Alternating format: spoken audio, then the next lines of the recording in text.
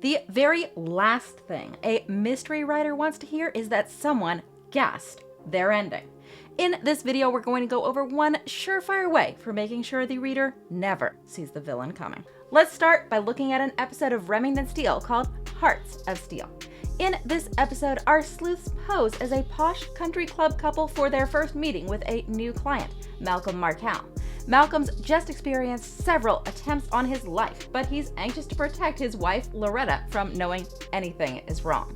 Malcolm is a divorce attorney, so there are plenty of folks who might want him dead, but the people with the most obvious motives are the 4 women whose husbands he's currently representing. Each of these women will profit mightily if their husband's case can be sabotaged, perhaps by taking out his ace lawyer. The sleuths investigate each woman, but they can't pin the crimes on anyone.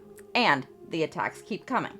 Malcolm's car is rewired, he receives a delivery of poisoned wine, and his house is set on fire, leading to Loretta winding up in the hospital. Finally, the sleuths invite the entire crew over to the Markel's home to smoke out, once and for all, the guilty party. That's when they realize that none of their suspects can possibly be guilty. Several of the crimes, like setting the fire and rewiring the car, involved sneaking onto the Markel property, something no one could do without Loretta's twin Dobermans alerting to their presence. This is the guilty group twist in all its glory, and this twist is as simple as it is effective. We direct the reader's suspicion toward a specific kind of suspect.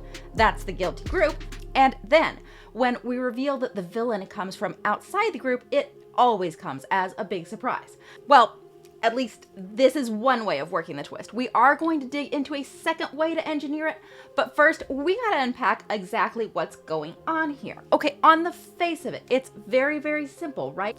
Direct suspicion there, pull the villain out over here, kind of like a magician practicing sleight of hand.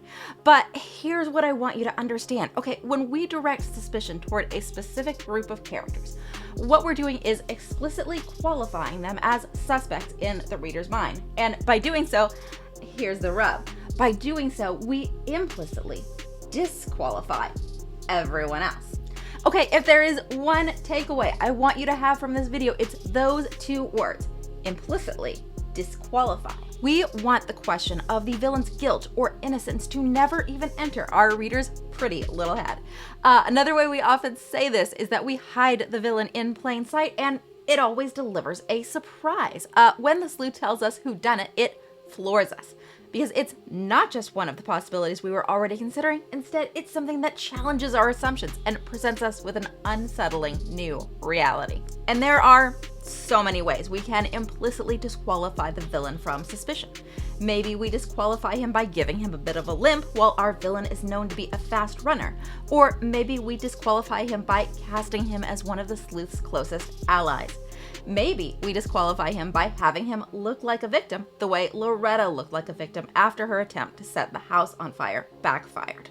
But one of my favorite ways is the guilty group, because it always works so well. Ordinarily in a mystery, we'd at least consider the victim's spouse as a possible candidate for the villain, but with the guilty group drawing all of our focus, we never give Loretta a second thought. If you're beginning to see the possibilities of the guilty group twist, please take just a second to hit the like button, and then let's talk about my favorite thing about this twist, which is that it is very, oh so very flexible. In Hearts of Steel, our group was restricted based on motive, but we can restrict our group based on, well, anything.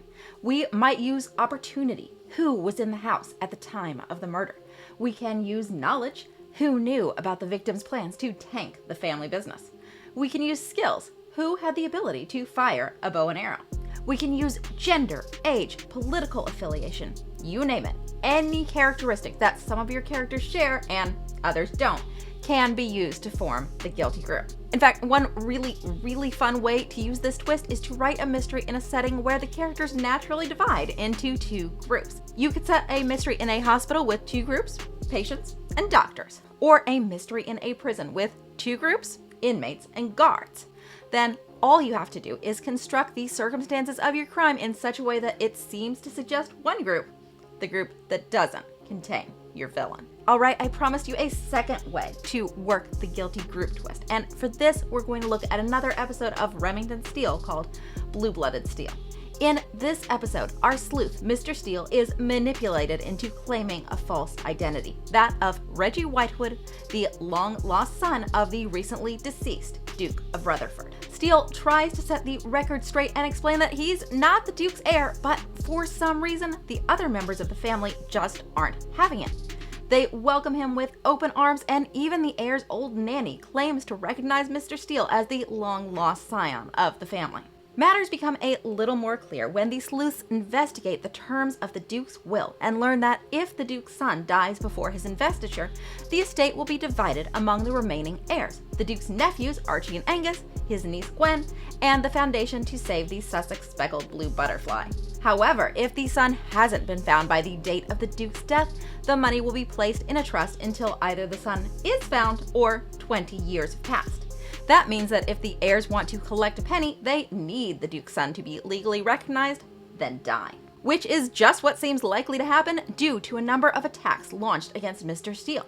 But while we're trying to figure out which of the Duke's relatives can possibly be the killer, it turns out that the villain is none other than the old family nanny, who just happens to be the head of the foundation to save the Sussex speckled blue butterfly. So in this variation of the twist, the villain does indeed come from inside the guilty group, in this case the Duke's heirs. But the reason it surprises us is that we hadn't correctly understood which characters were members of that group. Nanny, as a servant and not a family member, looked like she was entirely in the clear. Okay, you've got your twist all ready to write up, but how are you going to spring it on the reader in the big reveal? Well, you might just want to watch this video for a few ideas. It's about 5 ways to trick the villain into sealing his own fate, which always makes for a killer ending.